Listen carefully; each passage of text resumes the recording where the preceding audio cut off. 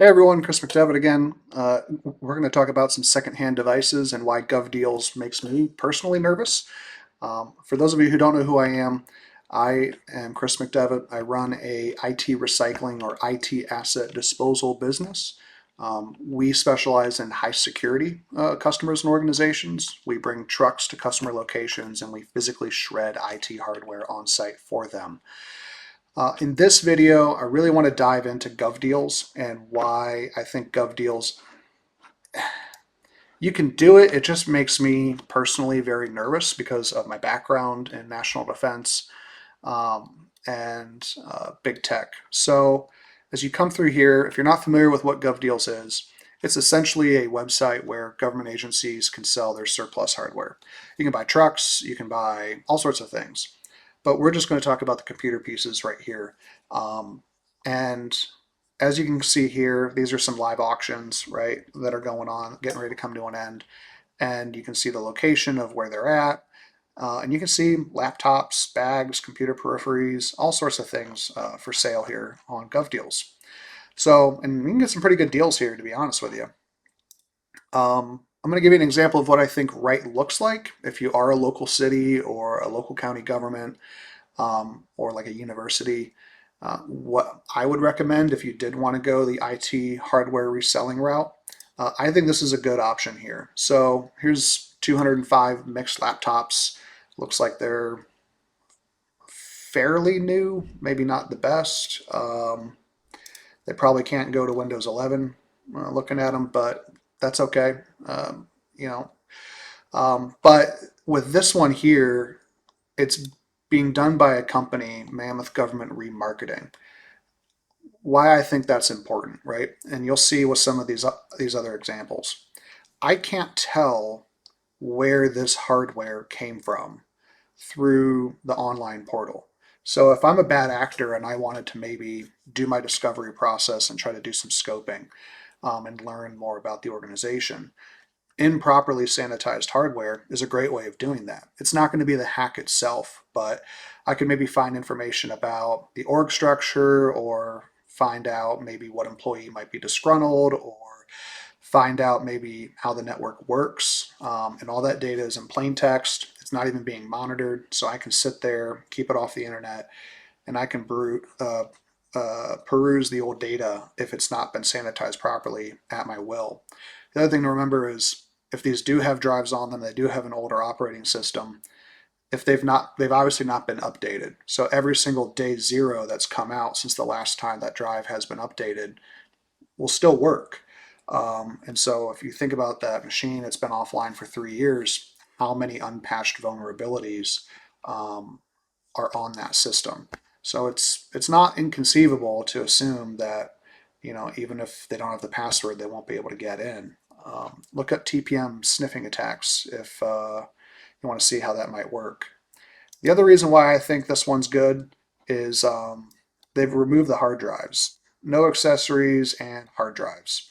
So what they're saying here is they have removed all of the media from this hardware. So this is what I think right looks like. They're going with a remarketing company. I can't tell where it came from, and there's not even any hard drives included, period. So if you want the computer, you want the computer, but it's almost a minimal risk to these customers. You'll find some stuff here that's really old, right? So here's some old Motorola laptops. I don't even remember when Motorola made laptops, right? But they were rugged machines. Who realistically in a local government is going to have a rugged machine?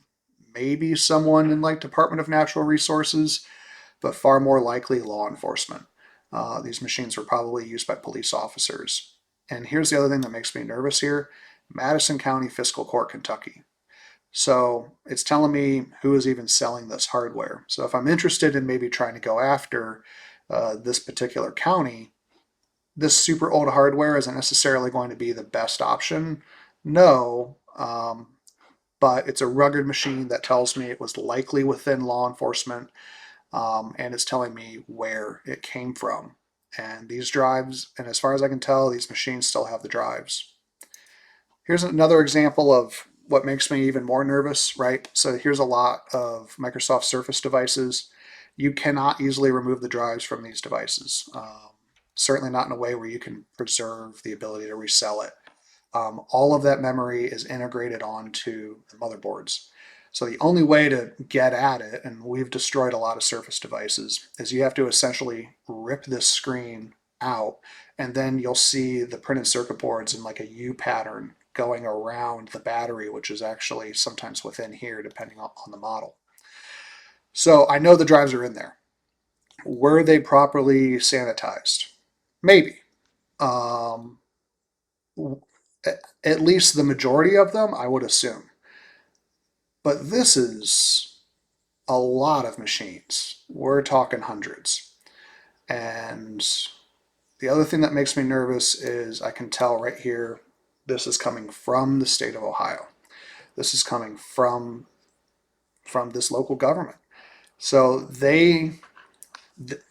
whoever is wiping or sanitizing this hardware, they have to be right 100% of the time. Um, Even if it's 99% effective, that's not good enough, because out of this many machines, that's going to be 2, 3, 4 machines that weren't properly sanitized. And if the wrong person goes looking, they might, they'll be able to get at that data. So here's another example, maybe not quite as bad, but it's over in Xenia, Greene County Career Center. Same thing, right? A lot of laptops. They still have the drives in them. And we don't really know what they were used for. But I know a career center is going to hold a lot of sensitive data, right? There might be folks on government grants to transition careers, social security numbers, bank account information potentially for direct deposit or bill paying. So is that what's on these laptops? No, but you think about everything that that organization does. What type of data do they hold? So let me tell you why I'm a little bit more nervous than most. And it really comes down to, we now have a long history of old IT hardware not being properly sanitized. And we really haven't gotten any better. So I'm going to kind of show you the background all the way back in 2009, right? Missile data found on old hard drives. So they did a study of 300 hard drives randomly bought at computer fairs and online auction sites, and 34% still held personal data. You then come down here, right, and you see they actually found off of eBay a hard drive that held data about a test launch of the THAAD ground-to-air missile defense system. That is terrifying, to be honest with you. 2009 was not that long ago, and the THAAD system is still in use today. Is this data necessarily accurate to the latest version of THAAD? No, but that's a pretty major security breach. We'll start kind of going closer, and I'll show you that this problem has not changed. Here's a study, once again from the BBC from 2012. This one looks a little bit better. 1 in 10 secondhand drives still had original personal data. Sample size of 200 hard drives, 11% still contain personal information. So that's not good, right? We're talking 10%. Here's another study from Blancco. This one is from 2019, so we're getting a lot more new now. We're going back only 6 years. And they purchased in a few different countries, France, Germany, Poland, UK, and US, 159 different drives. And 25 of them still had PII, personal identifiable information. So that's still not great. There's some information to London universities, right, with student names and coursework. Email addresses, those are probably compromised already. This one's a little bit more concerning. Software development with a high-level government security clearance, so they could tell. It was probably on the resume, would be my guess, but it also included family birth certificates and scanned copies of family passports and financial records. So that's very scary, to be honest with you. Here's another study that came out once again in 2019. This one was about secondhand USB drives. 68%, 70% of USB flash drives sold in the US still contained recoverable data. That is a lot. 200 memory sticks, 100 in the US, 100 in the UK. Um, and this study is a little bit better because they actually tell you like what state it was in before they found it. Um, Quite a few, 20 of them, 20 out of the 200 were still held data. No effort was made, so 10%. Then you have the majority that they were deleted, but you can still recover it. When you drag and drop those files off and hit delete, if that's all you do and then you send it out the door, all you're doing is deleting the pointer of the data. The data is still there. So really, with some pretty affordable software, and I'm talking like $100 a year, right? And it's not rocket science. You can buy software that will restore that data. They just scan for those pointers and go, oh, here's the pointers, and it's back. The next one here is formatted. So you can format a drive, right, where you say, okay, it was an NFT or whatever, right? Uh, or we'll just completely change the file system, right? That's fine, right? But it still is not really deleting the data. You're essentially just telling the drive, hey, if you want to put data here, you now can, and it deletes all of the pointers. Here it says wiped 16 to 18%, or 16 to 18. So not bad, right? But out of 200, only a minority of them had been probably overwritten. That's probably what they mean by wiped, which falls under the NIST clear standard, um, which depending on your organization may or may not be appropriate, right? So that's not great. Um, Here's another study. This time we're doing a survey of data remaining on secondhand memory cards in the UK. So once again, around 200 or so drives, 65% of the memory cards still held data. So what's a memory card? An SD card or micro SD card, but it's another type of flash-based memory. That's not good.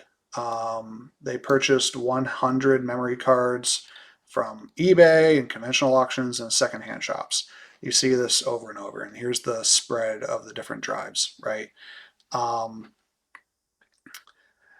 they, out of these 100 or so devices, or 100 or so memory cards, only 25 appear to have been wiped using a data erase tool, which is, yeah, here it is, doing overwriting.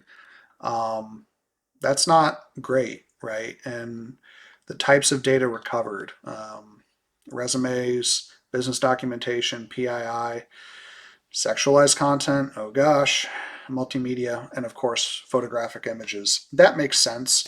A lot of these devices are probably going into like digital phones. But that does certainly make me nervous, right? 68% of SD cards. Here's another study done by NAID, now known as iSigma. They say it was the largest to date, right? And they found 40% of devices. Um, and what they found was tablets, 50% still held data. Well, those service devices are technically a tablet, so that makes me nervous. And in total, 40% of the devices yielded PII. So this is not good. This is another study, I believe this was 2020. Is this still a problem today, right? Did all of these studies change people's behavior? Well, no. Here's one from 2025. Dutch regions data exposed after hard drives sold at a market, held data from 2011 through 2019, service numbers, birth dates, addresses, prescriptions, medical details. So this probably came from a doctor's office over there. Um, it's unfortunate. He just went to a flea market and bought it. Um, Not great, not great at all. And here's probably the one that is a little bit scary. The most scary to me, this is from Reddit, legal advice from 3 months ago. And the users deleted their content, right? But by reading the replies, we can kind of put together what happened. Um, Essentially, as you can see, this guy worked for a computer forensics company, and unfortunately, whatever this issue is, it was common. He would deal with a case like this once a year, both for companies and government agencies. This guy is saying, call the state attorney general's office.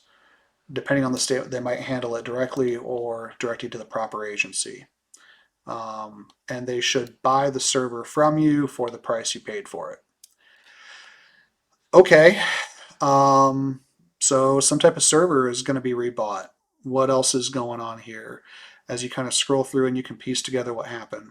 Having worked with and for the Air Force, this happened more often than I would care to think about. He wasn't directly involved. Um, okay, that's interesting. Um, so more hardware going out the door unsanitized. Not a lawyer, but worked in data science for a local government, so I can take this question. This server hosted CJIS Criminal Justice Information Systems data. You've basically read CJIS data without prior authorization. Cool. Um, so essentially, this person was asking for legal advice because they bought a server that still potentially held law enforcement data, and this is from 3 months ago. So I think I've made my point, right? This has been a problem for over 15 years. Numerous studies have shown that large portions of secondhand devices still hold data. They've done their studies, and there's still a lot of folks out there who don't know how to sanitize data properly. So how do you sanitize data properly? Well, it depends. It depends on the type of media, right? We no longer just have hard drives. You also have these phones and printers and all these other devices. You have to go to NIST 888. And this, I know it's a long document. I know it's detailed in nature, but if you're in the US, you have to go to NIST 888. And if you're an organization, I recommend you go to page 17 or 25 if you're up top. And this is the decision tree flowchart. And you'll see low, moderate, or high. Your company leadership or organizational leadership should know if you're low, moderate, or high. And you'll see this word purge. You don't see the word wipe, you see the word purge. Or if you're high, it says destroy. Well, what does purge mean? You continue down through this document, and I apologize as I scroll here. Summary of sanitization methods at a high level. They talk about clear, and they talk about purge, and they talk about destroy, right? But you need to go into Appendix A and to actually get the answer to the question that you want, right? So networking devices, mobile devices, um, here's where all of your guidance is going to be. It might not be exact because it's from 2014, so you might need to make some adjustments, but it should get you pointed in the right direction of what to do. Since SD cards and USBs were like at a super high level, and I do see people searching for that quite a bit, we'll talk about this. So now we're in the category of flash-based memory storage devices, and we'll scroll down and we will find USB removable media. So unfortunately it's chopped up, my apologies. To achieve NIST clear, you can overwrite, and it says at least 2 passes. So it doesn't have to be 3 passes, but NIST is saying for a USB removable media, for whatever reason, they're saying they want it to be 2 passes. If you're an organization, right, and this drive held moderate security data and you want to get rid of it, clear is not even actually approved. And okay, well, most USB media does not support sanitize commands. Well, that stinks. It says refer to the manufacturer's details. So maybe that's why we're seeing such a large percentage of USB removable media not being sanitized. So if when I talk to customers and they say, hey, we want to get rid of USB, we just destroy, right? If you do overwrite, realistically, in a lot of these studies where they just are trying to restore the partitions, you'll probably be good enough. Speaking to a private individual trying to protect themselves. But if you're an organization and you just do an overwrite which only achieves clear, and I'm not even saying it won't work, right? But let's say you have a stack of 100 USB drives and you make a mistake on one or two of them, and regulators find out about that. Well, they're just going to compare you back to this NIST 888. So, what position do you want to put yourself in to justify your decisions back with your potential regulator like the FBI or the SEC or Health and Human Services, right? Memory cards, that was another one where there was a ton of data still out there. Same thing, you can overwrite using approved and tested software, right? Clear pattern should be at least 2 passes. Okay, but once again, purge, nothing's available that achieves purge per NIST. So we destroy a lot of SD cards. Um, so I hope that helps, right? All of these links, at least to the news articles and studies, are going to be in the description.